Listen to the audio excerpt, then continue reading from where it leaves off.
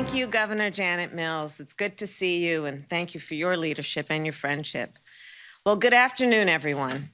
It is an honor to join leaders from around the world as we conclude the first day of the Summit for Democracy.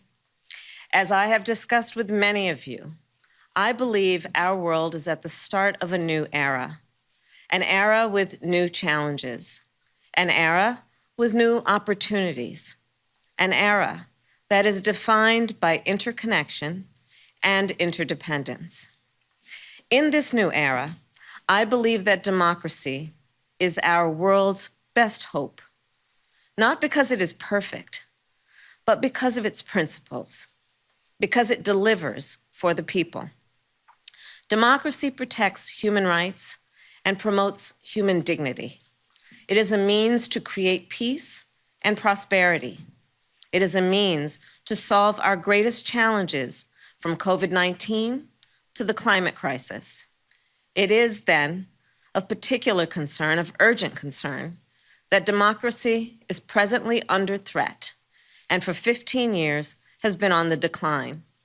Around the world, autocrats have become emboldened.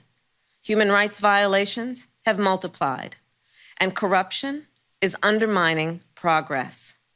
And misinformation is undermining public confidence. And so it is incumbent on each of us, individually and collectively, to take action. Here in the United States, we know that our democracy is not immune from threats. January 6th looms large in our collective conscience, and the anti-voter laws that many states have passed are part of an intentional effort to exclude Americans from participating in our democracy. In our democracy, in every democracy, a representative government is foundational, and the right to vote is fundamental. And so, ensuring every eligible American can access that right is a top priority for our administration, and an effort that I am proud to lead. We know that the right to vote cannot be taken for granted. At every turn, it must be safeguarded and strengthened. And so, our Department of Justice has increased its efforts to enforce federal voting rights laws, and our executive branch is taking further action to strengthen the right to vote. But executive action alone is not enough. Our Congress must act. Right now, there are two bills before the United States Congress, the Freedom to Vote Act and the John Lewis Voting Rights Advancement Act. Taken together, these bills would help to ensure that every eligible American can vote and have their vote counted in a free, fair, and transparent election. Today, as the world watches, the President and I reiterate our call for swift passage of these bills. We know our work at home will make us stronger for the world. We also know that the strength of our democracy is tied to the strength of democracies worldwide. And so we are equally committed to combating threats to democracy wherever they exist.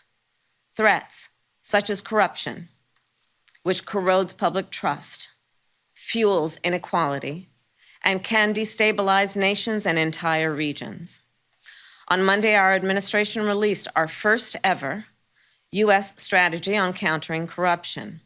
Through this strategy, we will deepen our understanding and response to the transnational dimension of this threat, which I know from my work with leaders around the world is critical. In addition, because human rights and democracy are inextricably linked, the United States has also rejoined the United Nations Human Rights Council. Together, we must protect the rights of people with disabilities, the rights of people of color, the rights of indigenous peoples, LGBTQI+ rights, and women's rights. In March, I addressed the UN Commission on the Status of Women, and I will say what I said then. I strongly believe the status of women is the status of democracy. The exclusion of women in decision-making is a marker of a flawed democracy, and the full participation of women strengthens democracy. To that end, our administration has launched the first national strategy on gender equity and equality. We are working to defend equal rights, including reproductive rights, which are at grave risk here in the United States. And we are working with partners around the world to promote the full participation of women and girls. So I will conclude today with a short story. So this week, as we know, Olaf Scholz took office as the Chancellor of Germany. And the President and I both look forward to working with him as we did with his predecessor. And on that point, back in July, this last July, I welcomed German Chancellor Angela Merkel to my residence here in Washington, D.C. We spoke then about the status of democracy in our respective nations and around the world. And I mentioned my belief that democracy is marked by both its strength and its fragility. It was a thoughtful and a powerful conversation, and it was also very personal. The Chancellor shared what it was like to live behind the Iron Curtain, and I shared how the civil rights movement influenced my upbringing. Though we grew up in different times and places under very different circumstances, the importance of democracy in our own lives was and remains clear.